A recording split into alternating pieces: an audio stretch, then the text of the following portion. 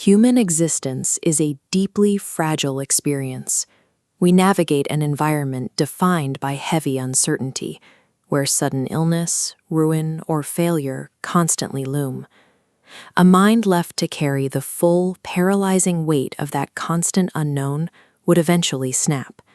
To survive, the brain requires an anchor to prevent itself from collapsing under the pressure.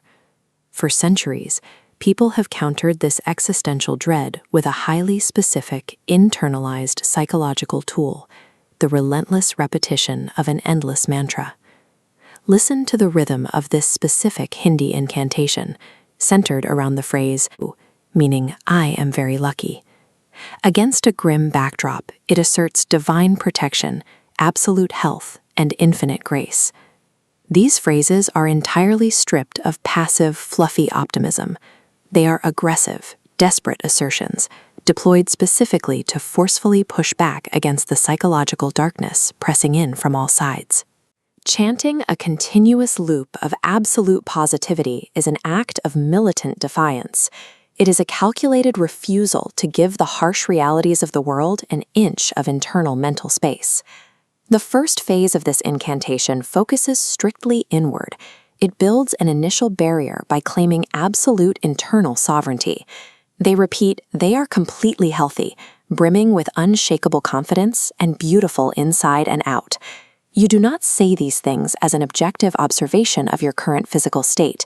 You deliver them as unyielding commands directed straight at your own nervous system. The human brain processes this through a mechanism known as cognitive override. By evolutionary default, your brain is hyper-vigilant. It expends immense energy scanning the environment, hunting for threats and worst-case scenarios. The heavy, cyclical rhythm of the mantra physically interrupts that process. It suffocates the mind's ability to run its standard threat scanning software. This makes the phrasing critical. It relies entirely on present tense. I am lucky. I am healthy. It completely abandons the future tense of the phrase, I will be. Neurological hardware cannot process absolute present tense gratitude and future tense anxiety at the exact same moment. The two states are mutually exclusive. By aggressively overriding default fear patterns with an endless loop of present tense perfection, a person seizes total, active control over their baseline emotional state. Once the internal state is locked down, the second loop of the text turns outward, commanding the external universe to fall in line. The assertions scale up massively. The speaker claims the entire universe works in their favor, that wealth is attracted from all directions, and that divine grace grants their every pure wish. The psychology of radical manifestation at play here is not magic. It operates as a severe perceptual filter. An anxious mind runs on heavy confirmation bias. It filters the daily chaos of reality to notice only danger, scarcity, and rejection. Relentlessly chanting a narrative of absolute abundance forces a reversal of that bias. You prime the brain to aggressively search for positive inputs.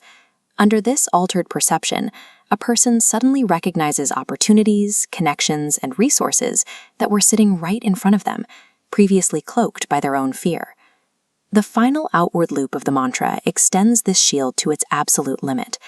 The speaker asserts that their family is safe and prosperous and sends out a blanket wish for peace across the entire world.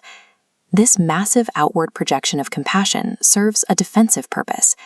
Pushing peace outward leaves absolutely zero mental real estate for resentment, victimhood, or external conflict to take root inside the mind.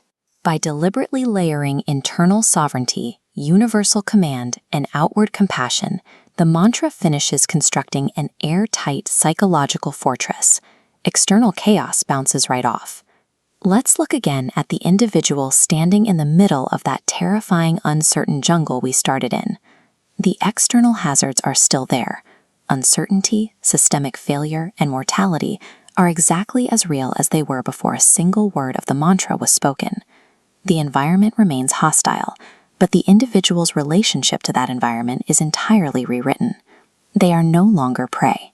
Fiercely repeating that a divine force is with you, that every single event in your life is happening strictly for your best tomorrow, actively strips an unpredictable universe of its power to cause panic.